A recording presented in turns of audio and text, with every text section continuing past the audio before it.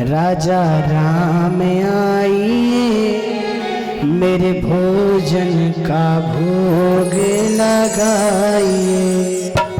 राजा राम आइए, राजा राम आइए, मेरे भोजन का भोग लगाइए। राजा राम आइए, राजा राम आइए, मेरे भोजन का भोग लगाइए। राजा राम आइए, घनश्याम आइए, मेरे भोजन का भोग लगाइए। महाराज ऐसा लग रहा है जैसे उस पेटी से ज्यादा भूखे आप लोग हो, क्योंकि जो भूखा होता है उसी की हिम्मत नहीं होती। अब ऐसे लगे थोड़ा भाव से ताली बजाइए। पिछले बार बताया था ना, ताली कितने प्रकार की है? 3 प्रकार की होती है। पहले नंबर की ताली बजाइए। राजा राम आइए, राजा राम आइए, मेरे भोजन का भोग लगाइए। राजा राम आइए, प्रभु राम आइए, मेरे भोजन का भोग लगाइए। महाराज लगभग 2 बजे से 3 बज गया, 1 घंटा हो गया, लेकिन भगवान नहीं आए। अब 1 घंटा हो गया तो विचार करने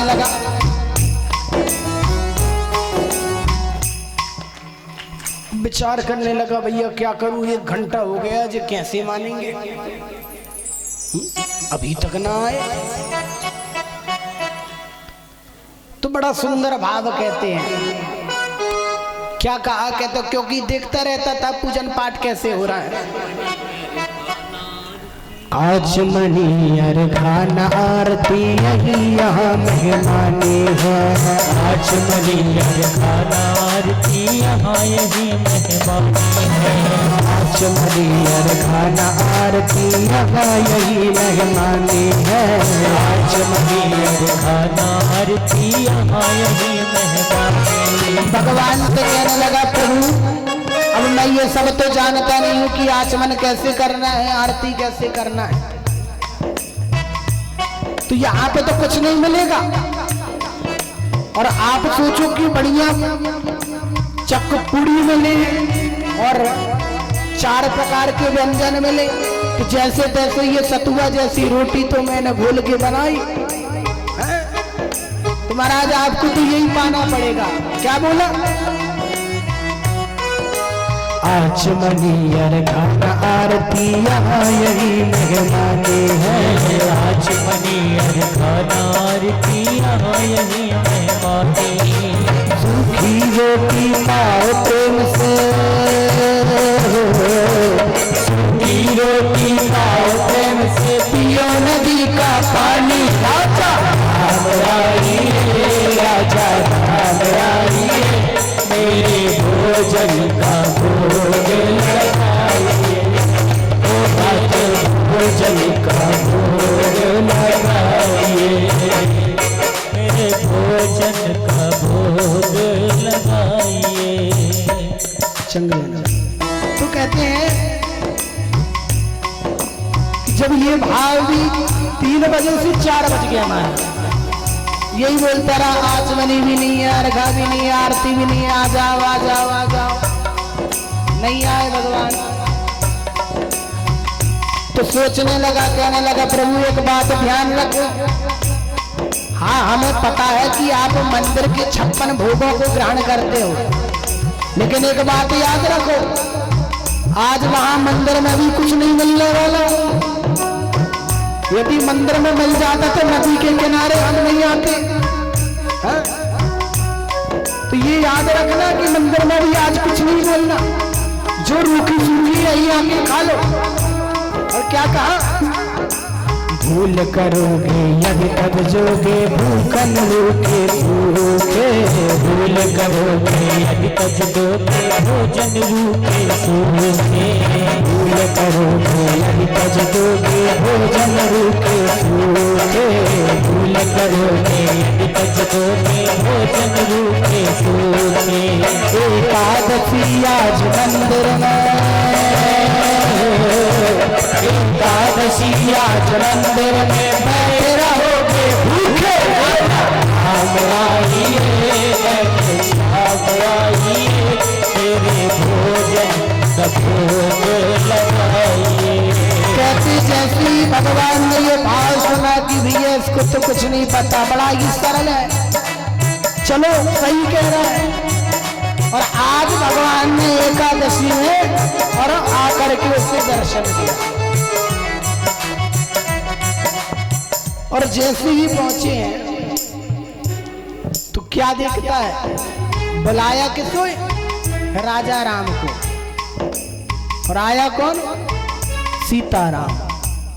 वह राजा राम में और सीताराम में फर्क है कि नहीं? राजा राम मतलब अकेले और सीताराम मतलब दो। अब सोचने लगा भैया 5 बज गया, जैसे तैसे भोजन बनाया, 2 थाली। मैंने सोचा था एक मेरी है एक राजा राम की, यहाँ तो महाराज कुछ नसीब नहीं होना, 2 ही मेहमान। खाने वाले 3 लोग और थाली है 2। अब चूंकि इतना तो ज्ञान आ ही गया था कि अतिथि देवो भव, अतिथि है तो पहले इनका ही सत्कार करो। पूछ लिया मैया सीता से कि आप पाओगी? भूखा है खुद और पूछ रहा है सामने वाले। अब मैया जानकी ने भी सोचा कि पहली बार आई हूं अपने भक्त के यहाँ तो पा ही लूं। अब बेचारा भक्त सोच रहा था कि जैसे तैसे हो सकता है को मैया कहते नहीं नहीं अभी हम खाई के चले आ रहे हैं, होता है ना, मैया लोग कह देती नहीं नहीं अभी तो बनाया था अभी पाके चले आ रहे हैं।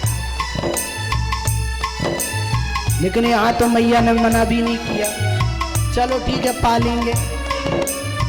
अरे राम राम राम, भगवान ने भी पाया, मैया ने भी पाई और आज हो गई महाराज की एकादशी। क्योंकि भगवान यदि चाहे तो कुछ भी कर सकते हैं। भगवान ने कहा भैया तुझे एकादशी का व्रत नहीं कराऊंगा तो तू मेरा भक्त कैसे कहलाएगा, एकादशी का व्रत तो रहना पड़ेगा। व्रत रह लिया महाराज, क्या किया बस जल का पानी नदी का पानी पी करके और चला गया। जैसे तैसे 15 दिन गुजर गए। हम लोग कहीं जाते हैं घूमने के लिए, यदि वहां अच्छा नहीं लगता है तो हम लोग क्या सोचते हैं कि कितने जल्दी ये दिन कटे। लेकिन वो भक्त रामदास क्या सोचता था कि 14 तिथि आराम से आ जाए लेकिन एकादशी ना आए, क्योंकि एकादशी आएगी तो फिर भूखा रहना पड़ेगा। अब महाराज 15 दिन बाद फिर एकादशी। अब जब जैसे ही एकादशी बढ़ी तो पंडित जी के सामने महंत जी के सामने हाथ जोड़ करके कहने लगा, कहता यहाँ कुछ व्यवस्था हो जाए तो बता दो। क्यों? आपने कहा था राजा राम आएंगे, वो अपनी पत्नी को साथ में ले आए। महंत जी ने कहा नहीं भैया हम आपको नहीं दे रहे, हाँ वहीं जा करके बनाओ पाओ बनेगा।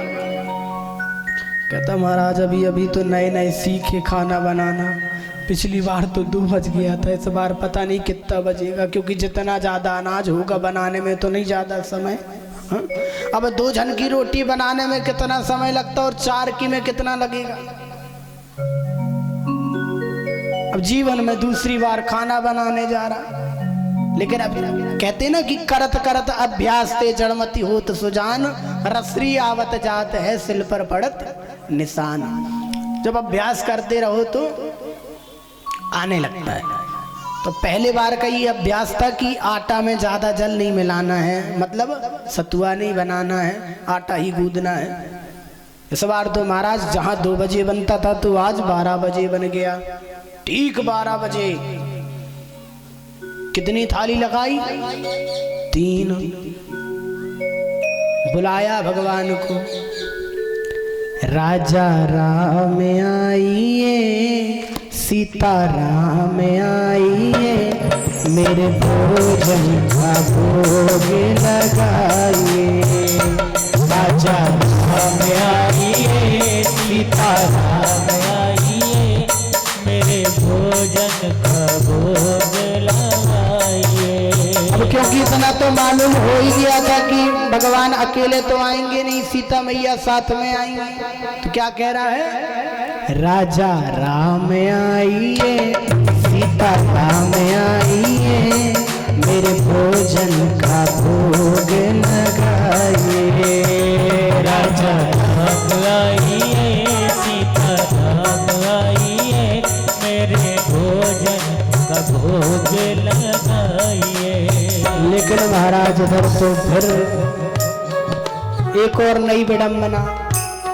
भगवान तो इंतजार कर ही रहे थे कि रामदास बुलाए और हम पहुंचे। आज महाराज भगवान अपनी पत्नी के साथ तो आए ही हैं, साथ ही साथ कौन है? लखन लाल जी। अब लखन लाल जैसे ही आए तो और महाराज अब तो बड़ा गुस्सा आ गया, क्योंकि भूख जब लगे तो कहते भूखा आदमी शेर की तरह हो जाता है। बड़ा गुस्सा है। कहते महाराज क्या कर रहे हैं? बता के आया करो, 3 आओगे अगली बार। पिछली बार भी बिना बताए आए। सूचना दिलवा देते, अपने दूत को भेज देते कि भैया 2 की व्यवस्था करनी, लेकिन आपने तो अब 3 आ गए, 3 ही थाली। महाराज एक काम करो, पाव लेकिन थोड़ा थोड़ा बचा देना।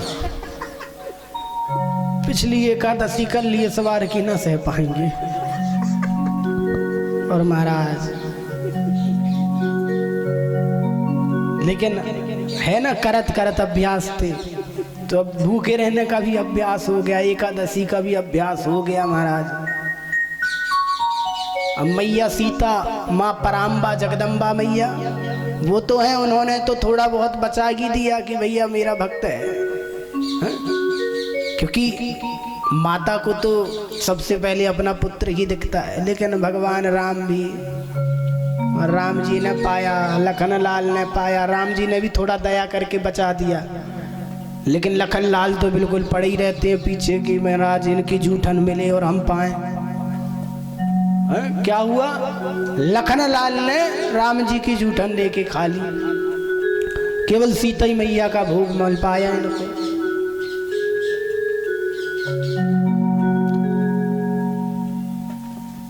पूछने लगा जब जाने लगे भगवान की, ठीक है भैया जा रहे हैं, तो उन्होंने कहा ठीक है प्रभु जा तो रहे, लेकिन ये तो बता दो ये साथ में आप ही के भाई हैं या चचेरे मौसेरे कौन?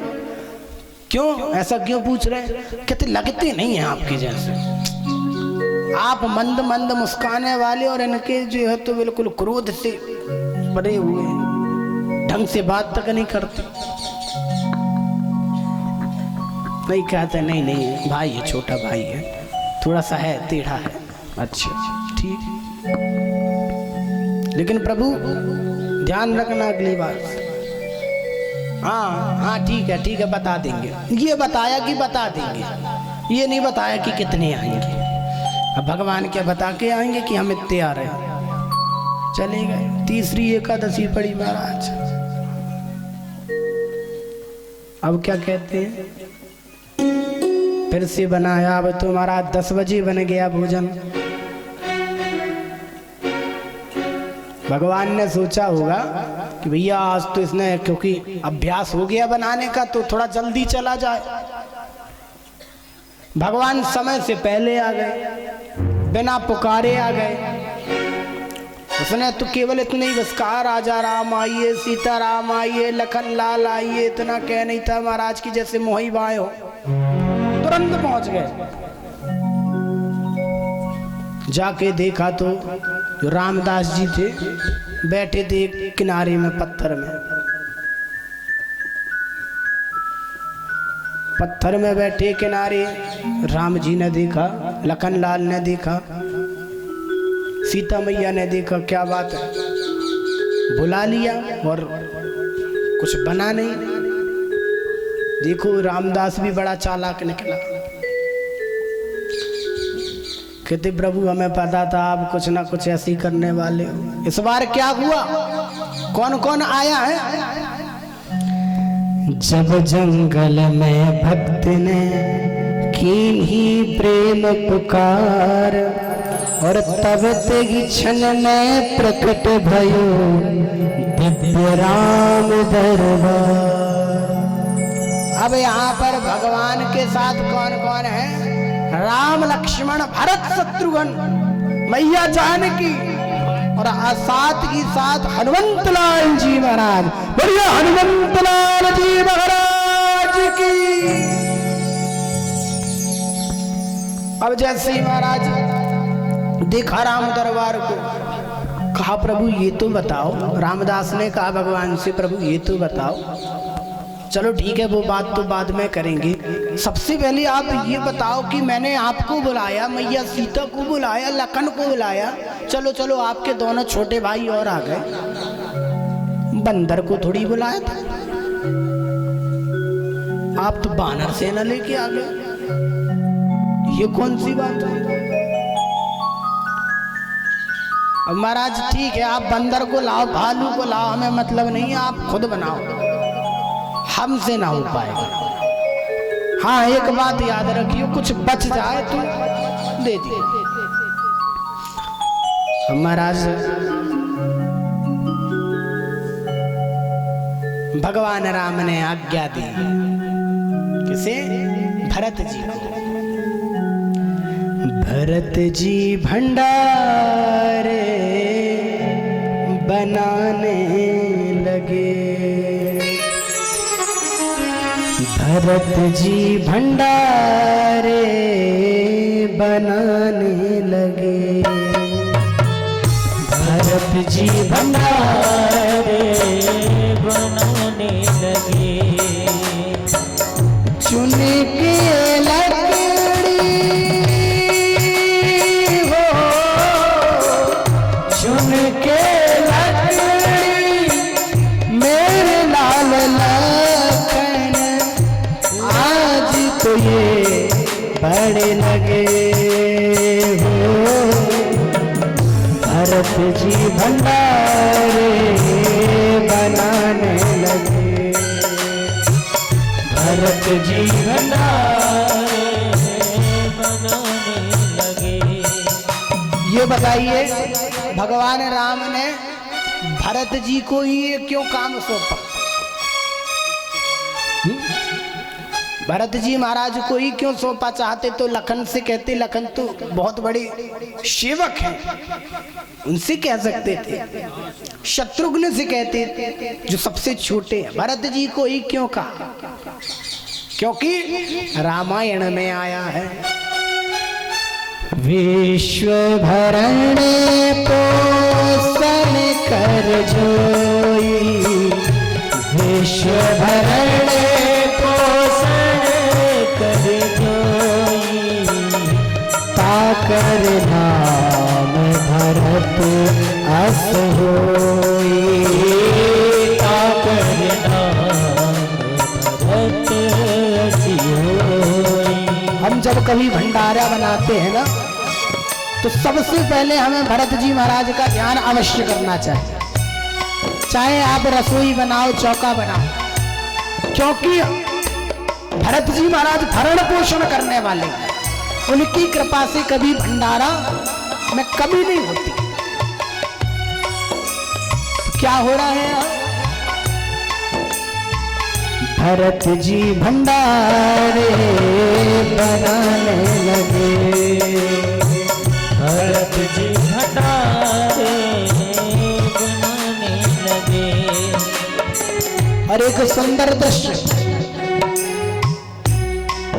पहुंचते पूछ से हनुमान चौका को, पहुंचते पूछ से हनुमान चौका को, और हाथ से पोता लगाने लगे। भरत जी भंडारे बनाने लगे। भरत जी भंडारे बनाने लगे। सबका अपना अपना काम दे दिया गया। लखनलाल लकड़ी काट रहे हैं, शत्रुघ्न जी महाराज दरबार में खड़े होकर के सेवा कर रहे हैं सभी की, किसी प्रकार की कोई कमी ना हो, रक्षक है शत्रुघ्न जी महाराज। लखन जी लकड़ी काट रहे हैं, भरत जी भंडारे बना रहे हैं और लीपा पोती का काम हनुमान जी महाराज को दे दिया। और मैया जानकी क्या कर रही हैं? मैया जानकी रोटी बना रही हैं। आज पराम्बा जगदम्बा मैया रोटी बना रही है। अब महाराज जो रामदास जी है ना, जब सब ये सब कृत्य हो रहा था, जब भोजन वगैरह बन रहा था, प्रसाद बन रहा था, तो वो पत्थर में एक किनारे जाकर के बैठा और पीठ दे करके राम जी ने कहा, भैया पीठ दे के क्यों बैठे हो? कहते क्या मतलब, ये सब देख के बचना तो कुछ है नहीं मेरे लिए। अब इतनी सारी सेना आई है आपकी, कुछ बचने से तो रहा, इसलिए जो अपना नहीं उसे देखो मत, जो अपना नहीं उसे देखो मत। इसलिए मैं पीठ दे के बैठा हूं। महाराज जब खा लो खा लो, यदि बच रहा है तो आवाज लगाना, नहीं तो जय राम जी की कोई बात नहीं। अब महाराज बढ़िया भोजन बना और यहाँ पर महंत जी ने विचार किया कि भैया हर एकादशी में ये सामग्री दुगनी करके ले जाता है, कहीं ऐसा तो नहीं कि खाने के नाम पर और जाकर के कहीं बेच देता हो।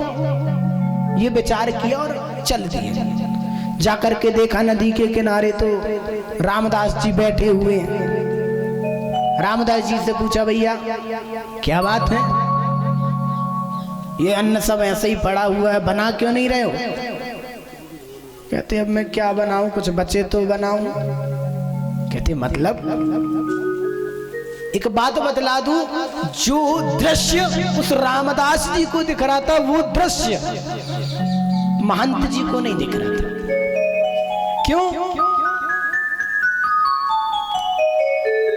प्रश्न किया महंत जी ने, भैया क्यों नहीं बना रहे? तो उन्होंने कहा सब लगे तो हैं बनाने में, वही बनाएंगे वही पालेंगे। कहते कौन है? कहते आपको नहीं दिख रहा, ये देखो पूरा राम दरबार आया है। कहते नहीं नहीं हमें तो कुछ नहीं दिख रहा, हमें तो ये दिख रहा कि वृक्ष के नीचे ये सब पड़ा हुआ है और तुम यहाँ बैठे हो। क्यों बैठे हो? बनाओ, अन्न बनाओ। कहते आपको वाकई में कुछ नहीं दिख रहा? कहते नहीं। भगवान राम के पास गया रामदास, कहने लगा प्रभु मुझे आप दिख रहे हो, गुरुजी को नहीं दिख रहे हो, ऐसा क्यों?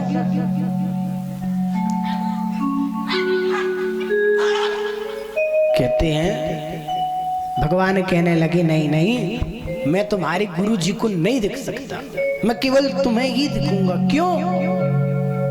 क्यों नहीं दिखोगे गुरुजी को? गुरुजी तो मुझसे बहुत ज्ञानी है। गुरुजी ने ही हमें आश्रम में रहने के लिए स्थान दिया, गुरुजी का ही हमें आश्रय प्राप्त हुआ।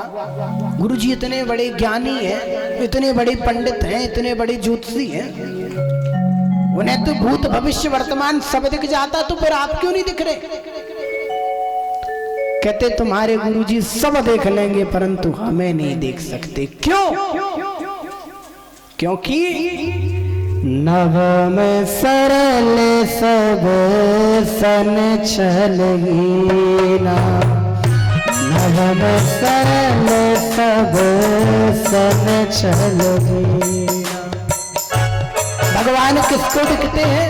जो सरल हो, और तुम सरल हो इसलिए मैं तुम्हें दिख रहा हूं, आपके गुरुजी को नहीं दिख सकता।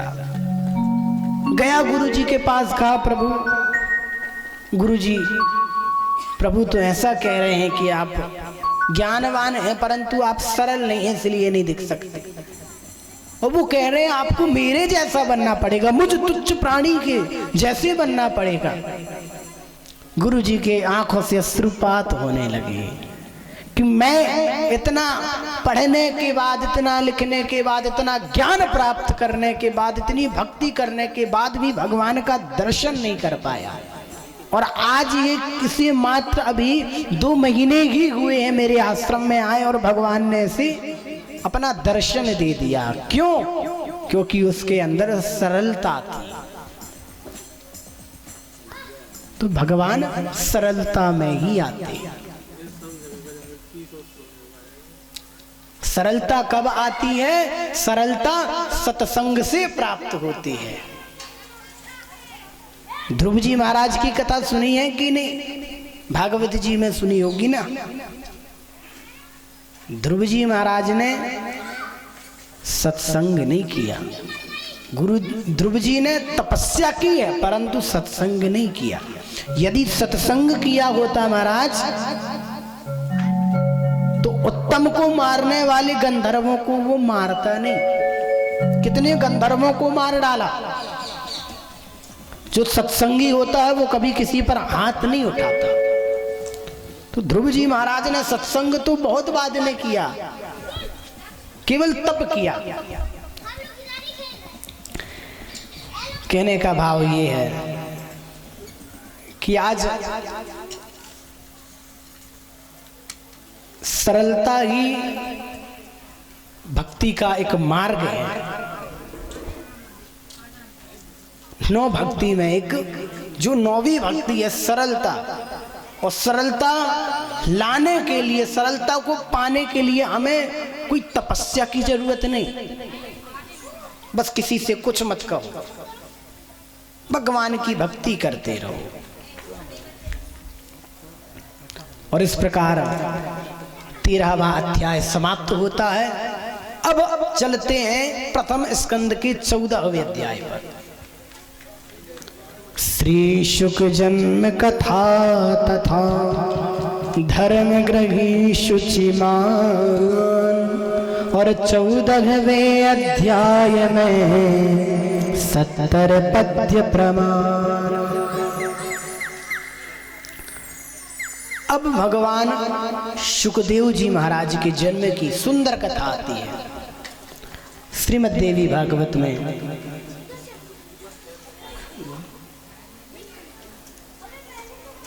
बड़ी सुंदर कथा। 2 मिनट का समय लेंगे। हमारे परम पूज्य जो इस कथा का कार्य किया, ये घृताची, ये जो अप्सरा है, इससे भी कितनी सुंदर सुंदर अप्सराएं हैं, कितनी सुंदर सुंदर युवतियां मेरे सामने आई, परंतु अभी तक मुझे किसी प्रकार का किसी से मोह नहीं हुआ। तो मुझे इनसे मोह कैसे होने लगा?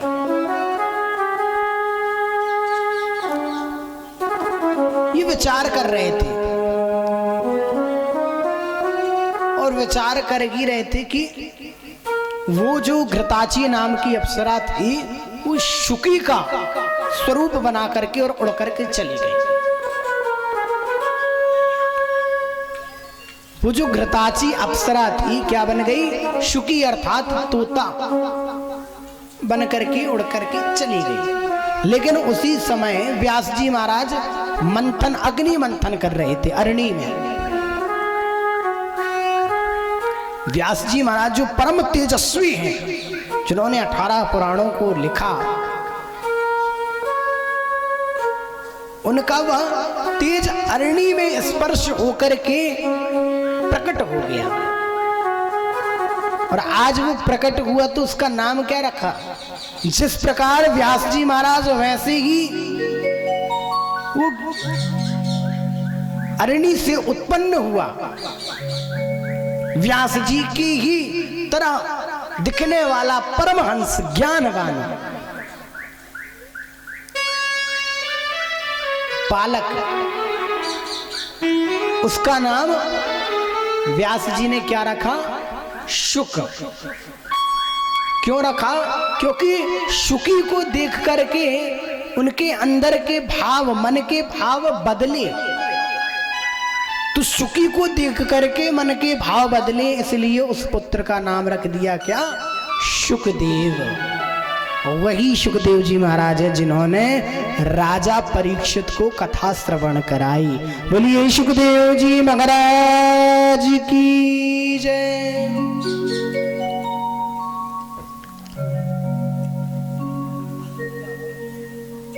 अब सुखदेव जी महाराज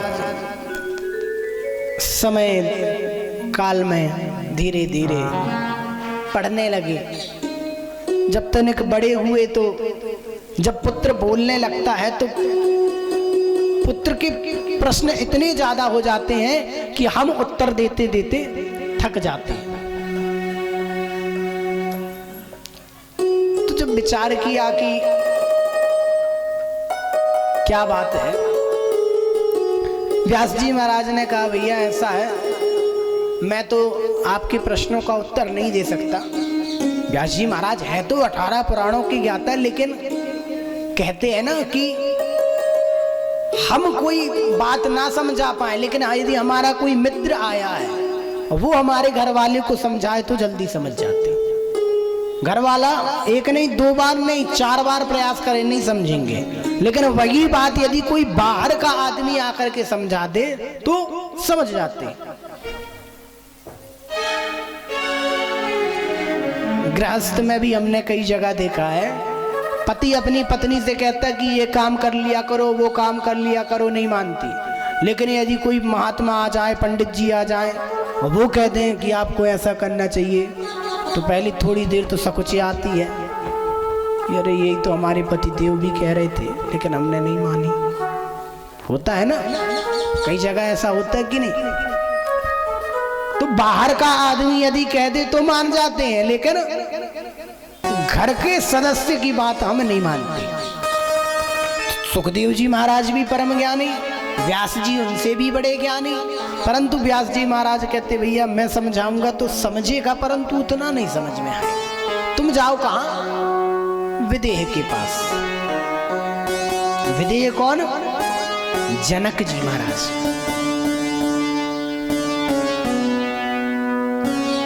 उन्हें विदेह क्यों कहा गया?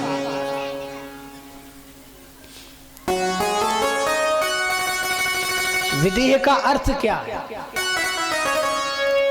जिसके अंदर देह का विकार ना हो वही विदेह है।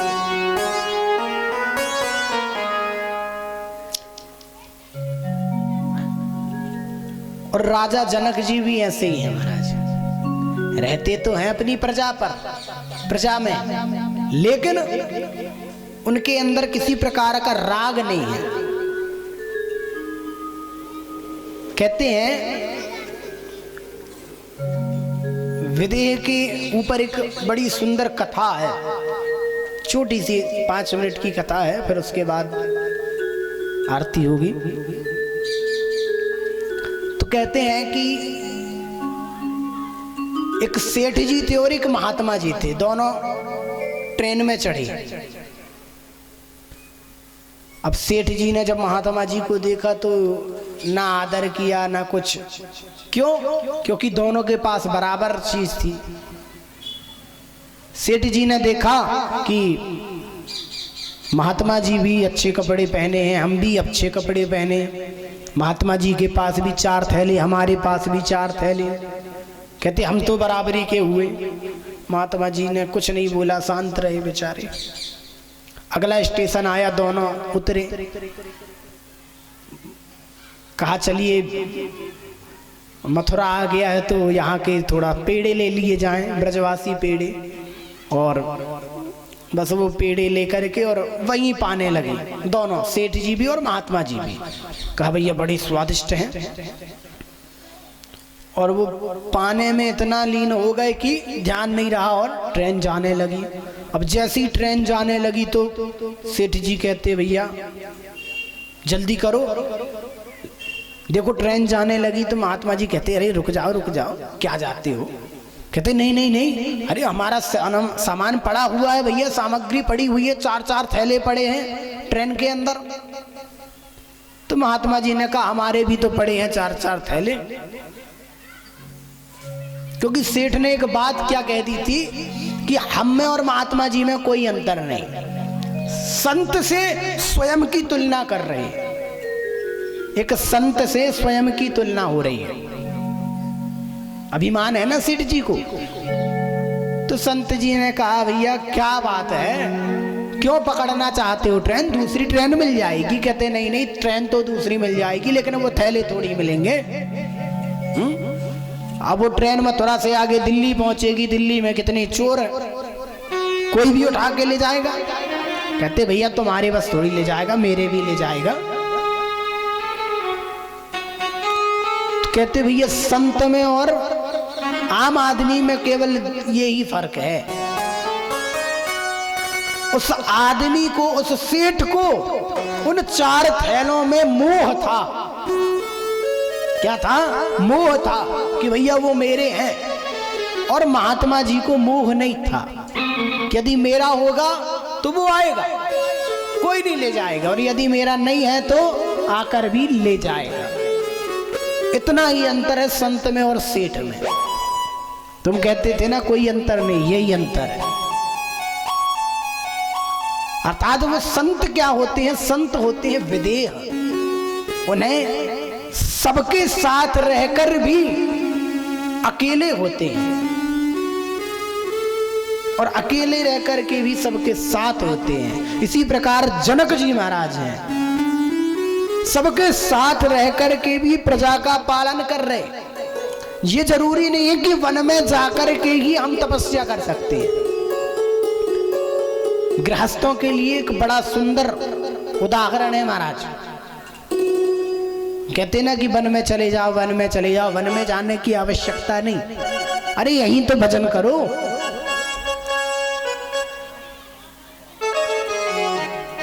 लेकिन होता क्या है कि हम घर में गृहस्थ में इतने फंस जाते हैं। अब आए पंडित जी ने कहा भैया भजन कर लो, तो क्या कहते हैं, अरे पंडित जी आप तो जानते ही हो घर में इतना सब काम लगा रहता, कहाँ से भजन हो पाता है।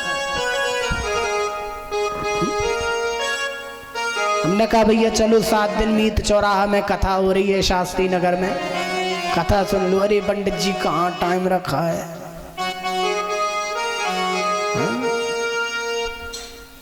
तो प्यारे बड़े सौभाग्यवान हैं आप लोग, भाग्यवान नहीं सौभाग्यवान, जो आप समस्त भक्तजन यहाँ पर आकर के कथा श्रवण कर रहे हैं। यदि हम ये मान लें कि भैया चुंगा तो लगवा दिए, हॉर्न लगवा दिए, घर में तो सुनाई दे रहा है, ये बताओ आपके सामने अच्छे बढ़िया 56 भोग रख दिए जाएं और दोनों हाथ बांध दिए जाएं, खाओ, कैसे खाओगे?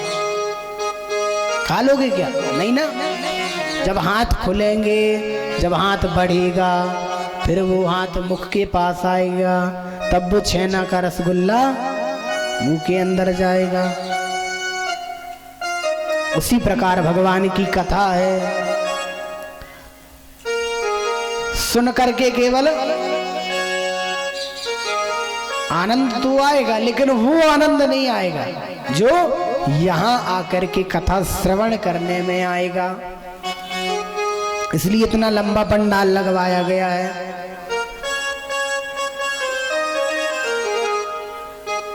अच्छा एक कारण और भी है, ये कोरोना काल चल रहा है ना, तो थोड़ा सा दूरी बना करके रखना भी जरूरी है।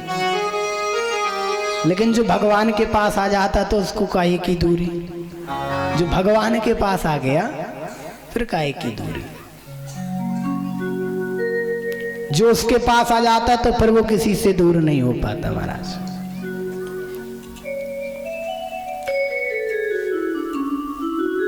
आज सुखदेव जी महाराज विदेह के पास गए। जैसे ही देखा विदेह जी के लगे हैं गृहस्थ में, तो सुखदेव जी लौट आए। एक बार नहीं कई बार गए, और जब देखते कि कभी राजा अपनी रानियों के साथ व्यस्त है, तो कभी राजा अपनी प्रजा में व्यस्त है, तो कभी राजा आखेट पर गए हुए हैं, कभी राजा कोई कार्य कर रहे हैं। तो कहा जिसे देह का अभिमान है वो विदेह कैसे हो सकता है?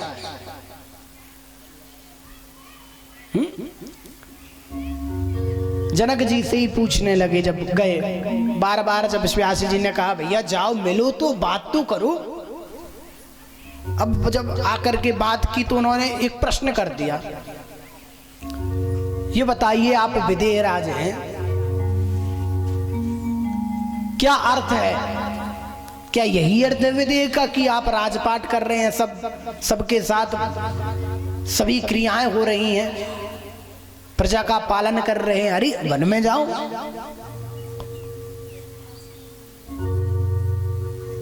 और महाराज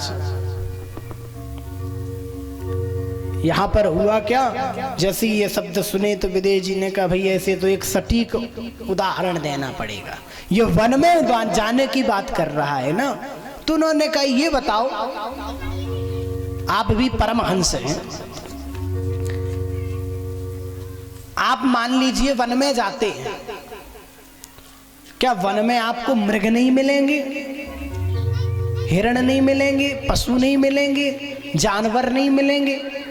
हो सकता है किसी ना किसी जानवर से आपका मोह हो जाए। भरत जी महाराज जो बड़े तपस्वी, बड़े ज्ञानी, उनको तक मोह हो गया एक हिरण के बच्चे पर, आपको नहीं होगा क्या? और उनके साथ रहोगे? सुखदेव जी महाराज ने कहा ये तो सत्य है। पितुः संगम परित्यज्य त्वं वनं गन्तुमिच्छसि, मृगैः सह सुसम्बन्धो भविता तेन संशय।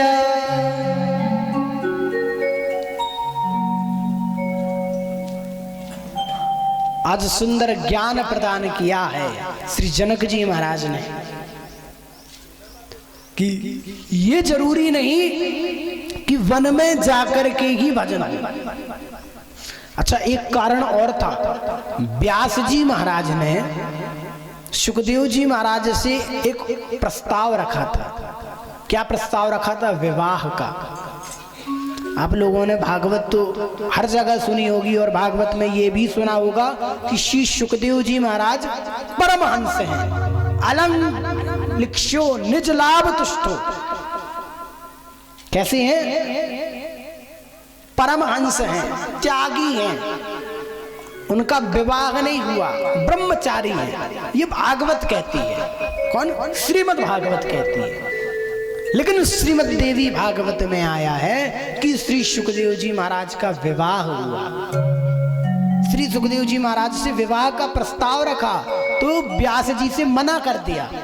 तो वही समझाने के लिए व्यास जी ने कहा जाओ, ये तो आपको विदेह ही समझा सकते, जनक जी महाराज ही समझा सकते। और जब जनक जी ने ये सब बातें बताई मोह की, कि इससे मोह नहीं है कि आपने शादी कर ली तो मोह हो गया। अरे भैया, गृहस्थ में रह करके भी तो भजन कर सकते हो। ये जरूरी थोड़ी है कि पत्नी रहेगी तो भजन नहीं होगा।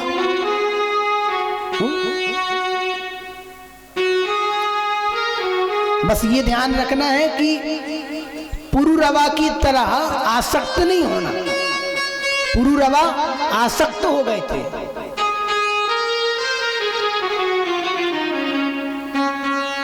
लेकिन आप पत्नी के संग भी रह करके भगवान का भजन कर सकते हो।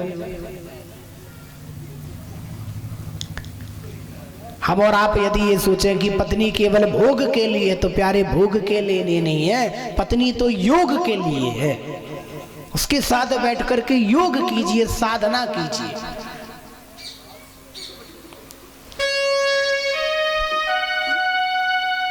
आज विदेह राज की बात मानी है श्री सुखदेव जी महाराज ने, और उन्होंने विवाह किया।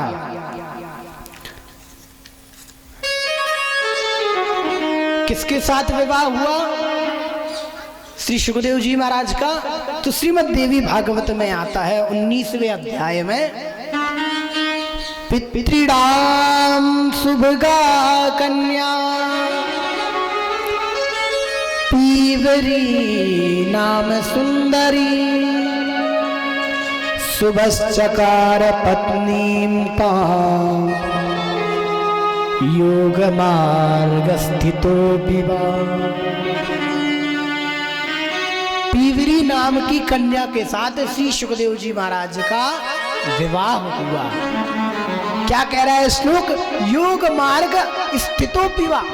जो भोग में संलग्न नहीं थी, बल्कि योग के मार्ग पर संलग्न थी श्री सुखदेव जी महाराज के साथ।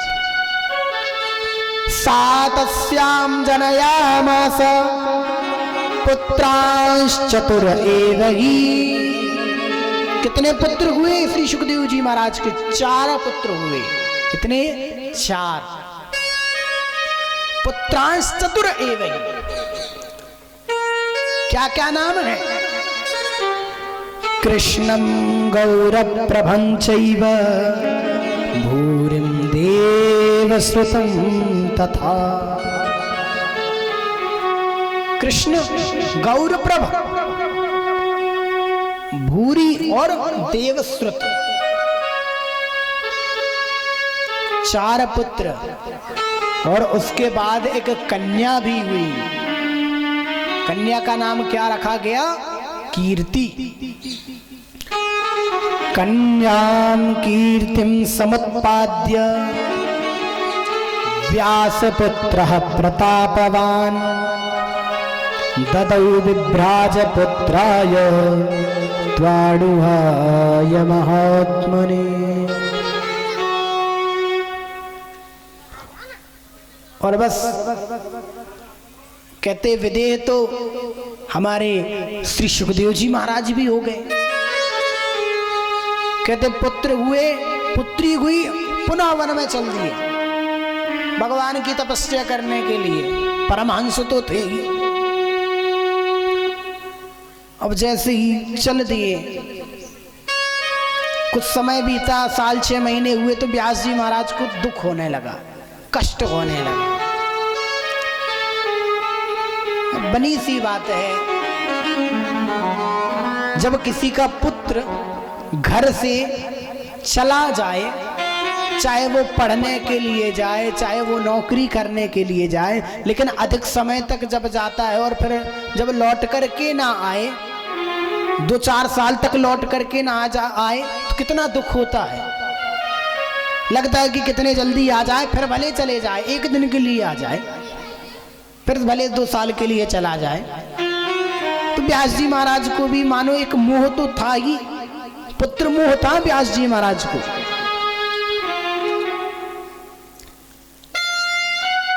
भागवत में भी आता है, यम प्रव्रजंतम अनुपेतम अपेत कृत्यम। तो आज श्री व्यास जी महाराज बड़े दुखी,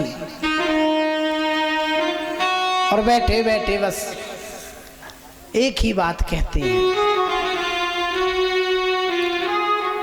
सुनो सुनो लागे रे पुत्र घर द्वार, सुनो सुनो लागे रे बिना पुत्र घर द्वार, सुनो सुनो लागे रे, सुनो लागे रे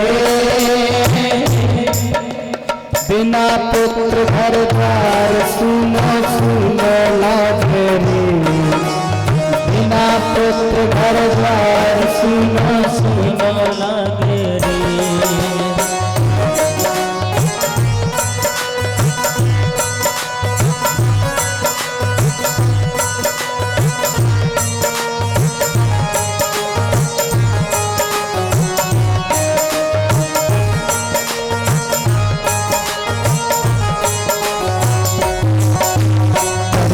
सुनी अंगना सुनो, सुनी है गौसार भैया, सुनी है गौसार भैया, सुनी है गौसार। परछी सुनी अंगना सुनो, सुनी है गौसार भैया, सुनी है गौसार भैया, सुनी है गौसार। हर बालक दिन सब सुनो लागे, बालक जब सब सुनो लागे, मंदिर बढ़िया द्वार, सुनो सुनो लागे रे बिना पुत्र घर द्वार, सुनो सुनो लागे रे बिना पुत्र घर द्वार, सुनो सुनो लागे रे।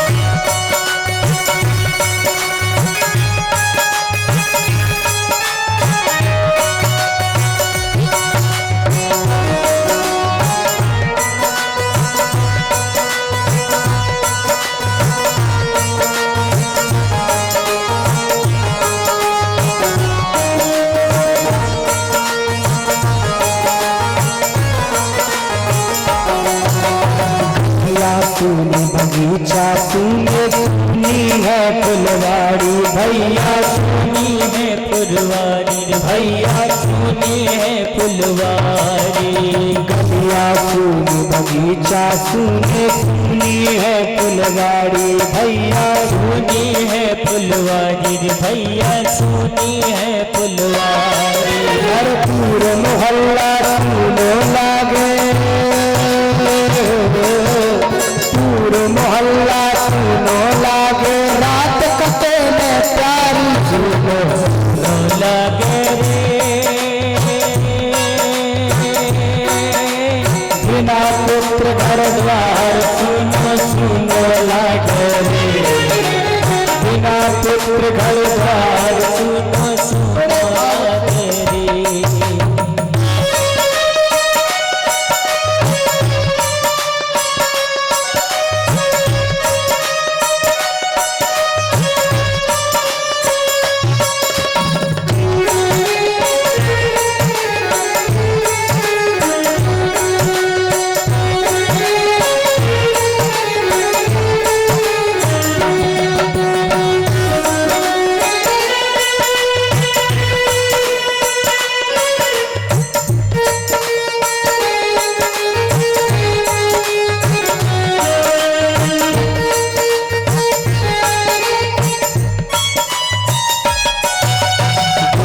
पुराण पुत्र बिन सुनो मन में लगे हमाओ भैया मन में लगे हमाओ भैया मन में लगे हमाओ। वेद पुराण पुत्र बिन सुनो मन में लगो हमार भैया मन में लगे हमाओ। घंटा झालर चिड़ई बज घंटा झालर चिड़ई बज आरती में हो प्यारी सुनो लगे रे सुना पुत्र घर द्वार सुना सुना लगे रे बिना पुत्र घर द्वार सुना सुना लगे रे।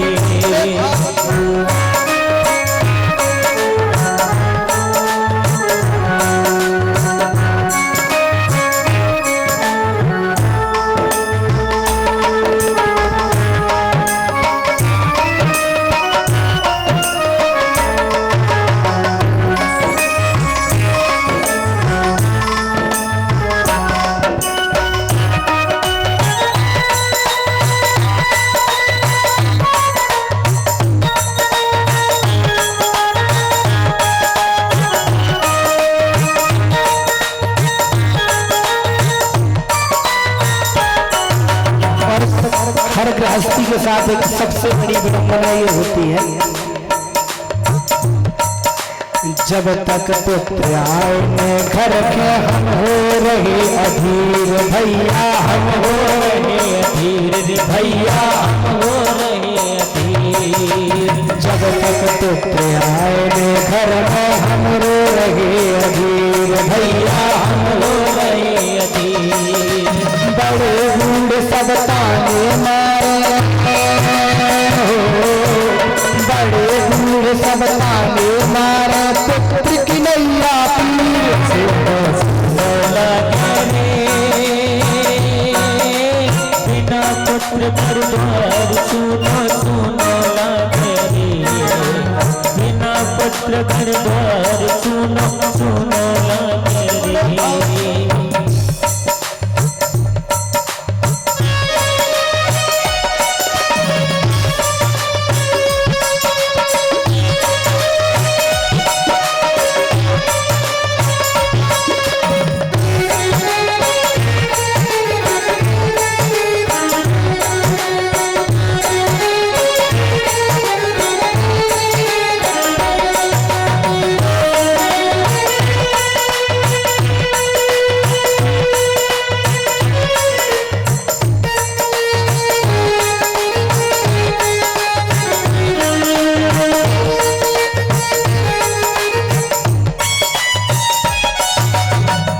नरक से पुत्र बचावे धर्म पुराण बतावे भैया धर्म पुराण बतावे रे भैया धर्म पुराण बतावे। इतवार की बात है भैया, जब भी हमारी अंतिम स्थिति होती है और मरने के बाद पुत्र के द्वारा ही हमें गरुड़ पुराण सुनने को मिलता है, तो वही आज मानो व्यास जी महाराज चिंतन कर रहे हैं कि यदि मेरी जब अंतिम स्थिति होगी और जब मैं इस देह को छोड़ दूंगा तो पुत्र की तो है जो मुझे गरुड़ पुराण सुनवाएगा। पुत्र की जब मेरी दाह संस्कार करेगा, मेरा अंतिम संस्कार करेगा, तभी पुत्र मुझे उस योग्य हो सकेगा कि मुझे गरुड़ पुराण सुनावे। तो पुत्र ही है जो नरक से बचाता है, पुत्र ही है जो हमें गरुड़ पुराण सुनाता है। 18 पुराणों में गरुड़ पुराण भी आया। हम लोग सोचते हैं कि जब कोई मर जाता है, मरने के बाद गरुड़ पुराण सुनाया जाए, ये जरूरी नहीं है। गरुड़ पुराण हम और आप जिस प्रकार ये श्रीमद् भागवत, देवी भागवत, शिव पुराण, राम कथा सुनते हैं ना, गरुड़ पुराण भी सुन सकते हैं। ये जरूरी नहीं कि जब कोई मर जाए मरने का ही इंतजार करो कि महाराज, कुछ लोग तो है महाराज यही सोचते हैं बुलाएंगे आपको गरुड़ पुराण, तो नहीं। पुत्र नरक से पुत्र बचावे, गरुड़ पुराण बतावे रे भैया गरुड़ पुराण बतावे रे भैया गरुड़ पुराण बतावे। बाल व्यास जी सबसे कह रहे, बाल व्यास जी सबसे कह रहे, सभी के पुत्र हो जाए।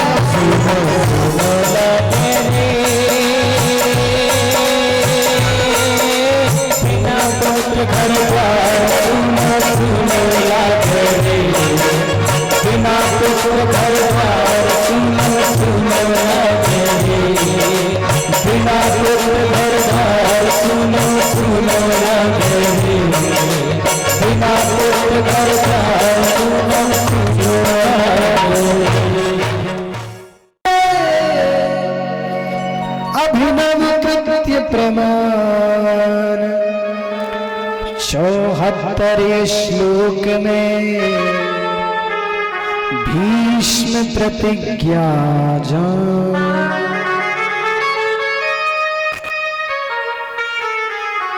अब कथा आगे बढ़ती है प्रथम स्कंद के 20वें अध्याय में। श्रीमद् देवी भागवत में भी 12 स्कंद हैं। जिस प्रकार श्रीमद् भागवत में 12 स्कंद है ना, उसी प्रकार इसमें भी 12 स्कंद हैं। दो भी केवल प्रथम स्कंद की कथा चल रही है। 20वें अध्याय में क्या कह रहे हैं कि सुखदेव जी महाराज चले गए वन की ओर, और आज 20वें अध्याय में 74 श्लोक है, जिसमें भीष्म पितामह को कौन नहीं जानता। भीष्म की कथा, शांतनु, राजा शांतनु जिनके पुत्र हैं भीष्म जी, उनकी कथा है महाराज।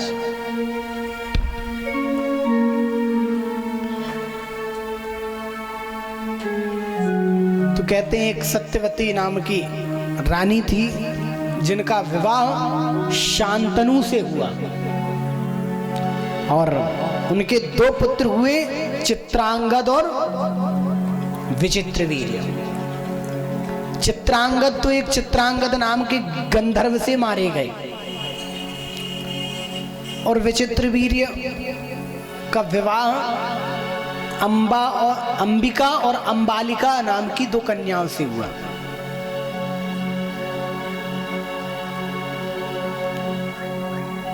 अब ये कथा थोड़ा सा आप लोगों को समझ में अभी नहीं आएगी, क्योंकि ये थोड़ा कथा जो है बहुत ही उलझाने वाली है।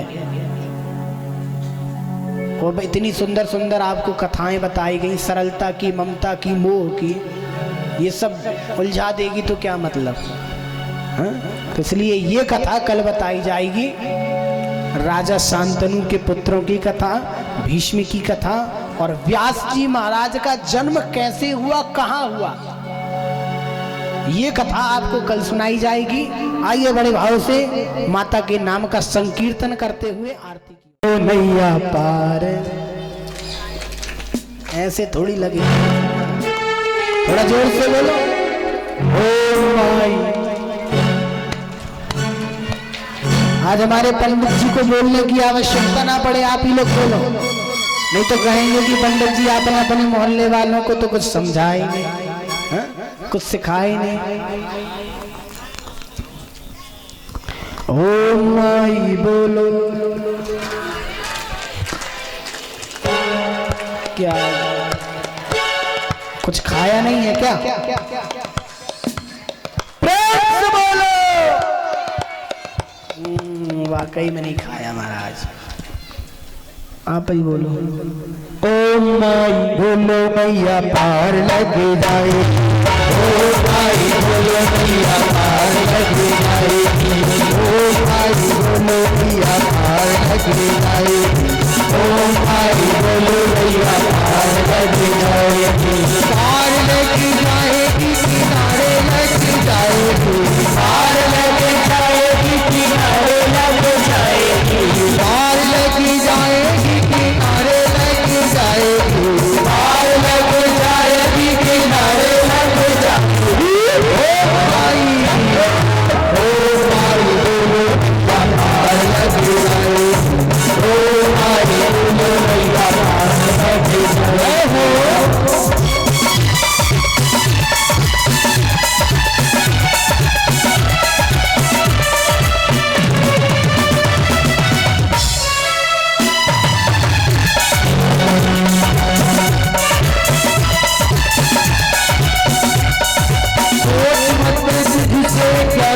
संसार में आजा प्यारे एक बार माते दरबार, तू आजा प्यारे एक बार माते दरबार में, सोच मत तुझसे कठिन संसार में आजा प्यारे एक बार माते दरबार में, तू आजा प्यारे एक बार माते दरबार में, दुख मिटाने वाली सुख बरसाएगी, दुख मिटाने वाली सुख बरसाएगी। ओम माई बोलो क्या पार लग जाए, ओम माई बोलो क्या पार लग जाए, पार लग जाएगी किनारे लग जाएगी, पार लग जाएगी किनारे लग जाएगी। ओम माई बोलो क्या पार लग जाएगी, ओम माई बोलो क्या पार लग जाएगी।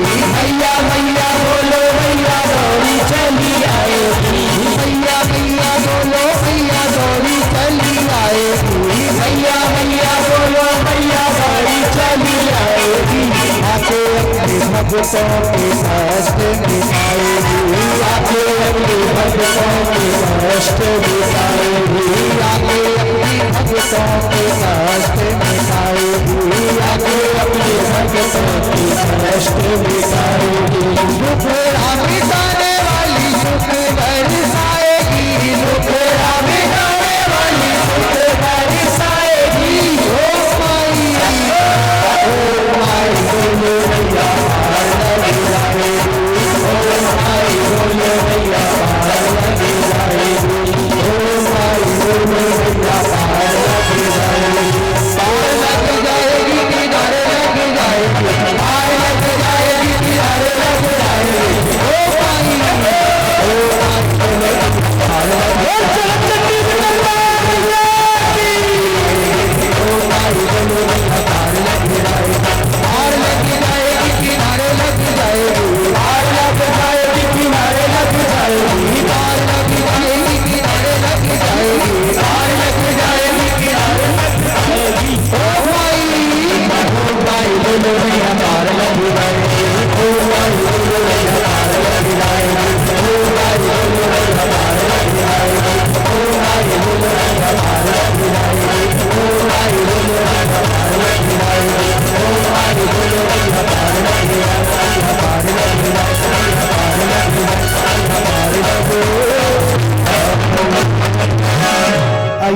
भक्तजन अब अपने स्थान पर खड़े हो जाएंगे और बड़े भाव के साथ मुखार्दग्निरजायत इदग्वं हविः प्रजननं मे अस्तु दशवीरग्वं सर्वकालग्वं सिस्तये आत्मसनि प्रजासनि पशुसनि लोकसन्नभयसनिः अग्निः प्रजलां बहुलां मे करोत्वन्नं पयूरेतु असमासुदत्वा मन में बसा के तेरी मूर्ति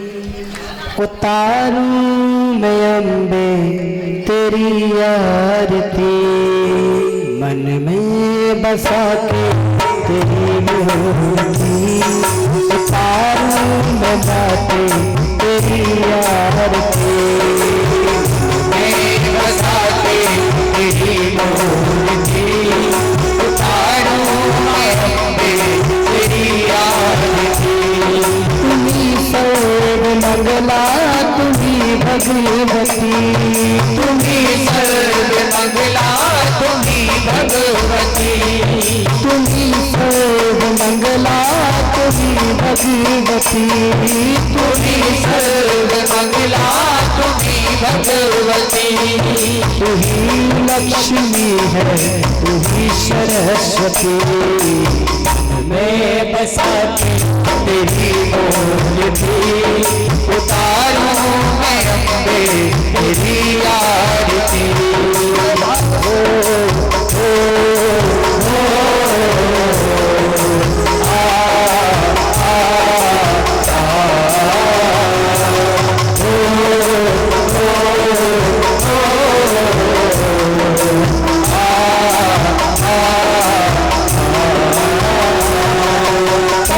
करो कष्ट दो चिंता मिटा दो आय शरण पूज्य चरण भाग्य जगा दो करुणा करो कष्ट हरो चिंता मिटा दो आय शरण पूज्य चरण भक्त जगा दो करुणा करो कष्ट हरो चिंता मिटा दो आय शरण पूज्य चरण भाग्य जगा दो करुणा करो कष्ट हरो चिंता मिटा दो आय शरण पूज्य चरण भाग्य जगा दो लाख कमा तूने हार है किया लाख कमा तूने हार है किया जिसने जो मांगा तूने दे दिया जिसने जो मांगा तूने दे दिया छोटी सी मिलती मैं बसा तेरी मूर्ति उतारूं मैं अम्बे तेरी आरती मैं बसा के तेरी मूर्ति उतारूं मैं अम्बे तेरी आरती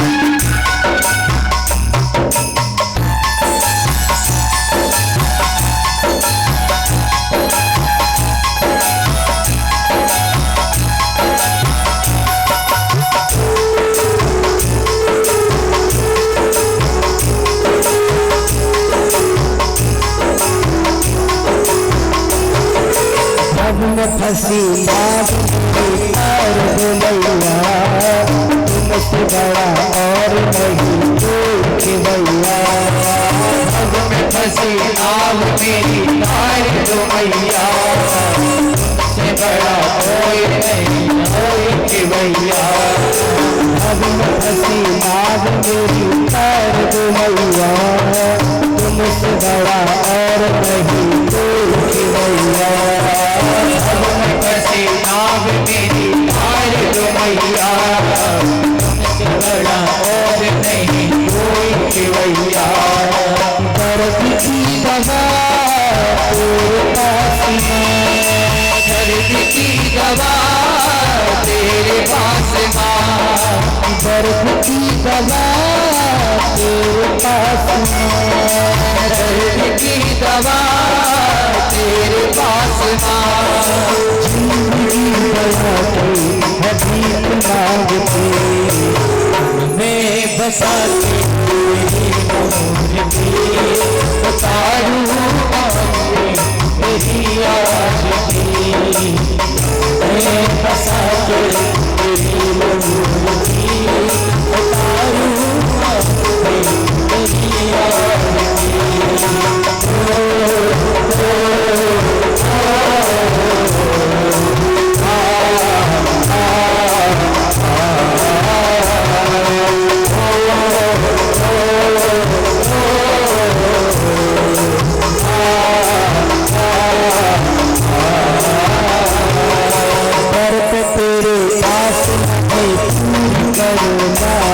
खड़े द्वार तेरे अर्ज सुनो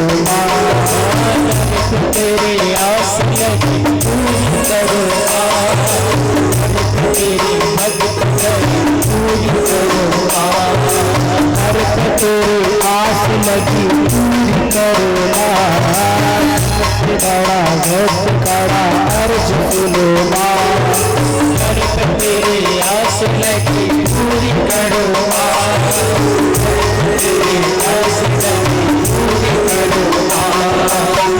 भक्ति भर दो झोलिया भक्ति भर दो झोलिया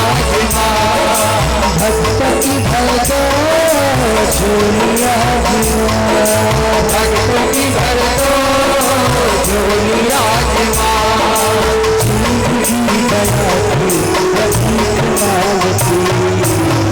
मैं बसा तेरी मूर्ति उतारूं तेरी आरती मैं बसा तेरी मूर्ति उतारूं तेरी आरती तुम्ही सर्व मंगला तुम्ही भगवती तुम्ही सर्व मंगला तुम्ही भगवती तुम्ही कात्यायनी तुम्ही सरस्वती मन में बसा तेरी मूर्ति उतारूं माया पे तेरी आरती हे जगदम्बा तेरी आरती गाओ हे जगदम्बा तेरी आरती गाओ हे जगदम्बा तेरी आरती गाओ हे जगदम्बा तेरी आरती गाओ आरती गाओ गारी तुमको मनाओ आरती गाओ मैया को मनाओ आरती गाओ मैया तुमको मनाओ आरती गाओ मैया तुमको मनाओ जगदम्बा आरती गाओ हे जगदम्बा तेरी आरती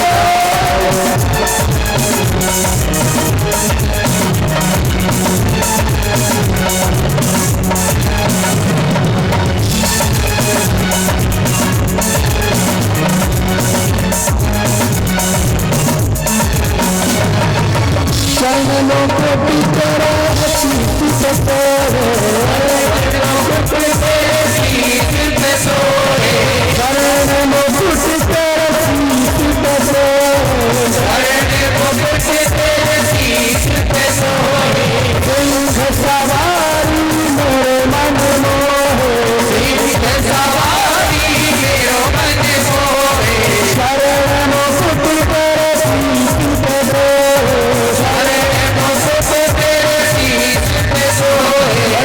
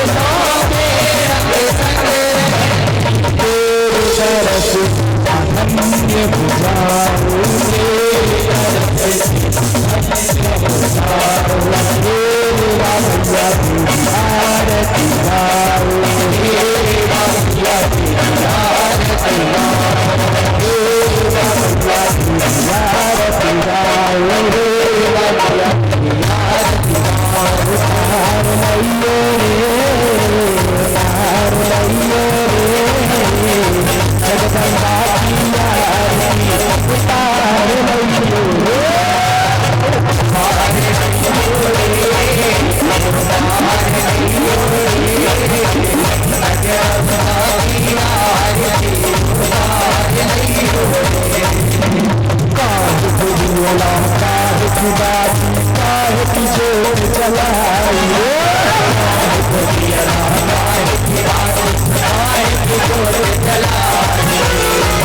काहे कदिए मार काहे की बाती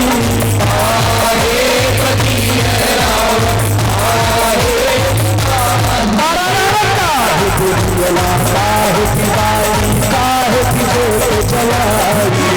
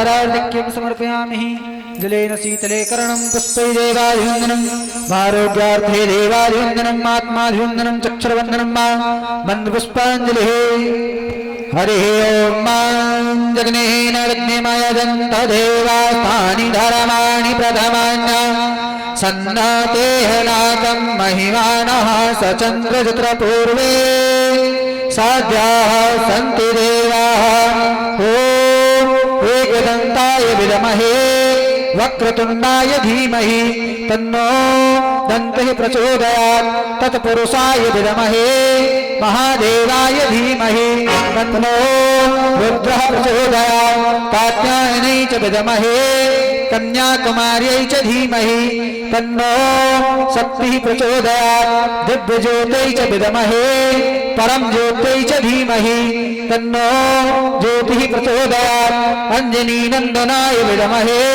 वायुपुत्राय धीमहि तन्नो हनुमत् प्रचोदयात् हंस हंसाय विद्महे परमहंसाय धीमहि तन्नो गुरुवर प्रचोदयात् सेवन्तिका बकुल चंपक पाटलज्जे पुण्याभजादि करवे रसाल पुष्पै बिल्वाग्रवाल तुलसी दल मंजुले त्वं पूजयामि जगदीश्वर मे प्रसीद नाना सुगंध पुष्पाणि यथा कालो भवानि च पुष्पांजलिर्मया दत्त ग्रहण परमेश्वर सब कुछ दीन्हा आपने भेंट करो क्या मात नमस्कार की भेंट लो जोड़ू मैं दोनों हाथ सुमन सुगंधित सुमन सह सुमन सुगंधि सुहाय पुष्पांजलि अर्पण करो मेरी मात करो स्वीकार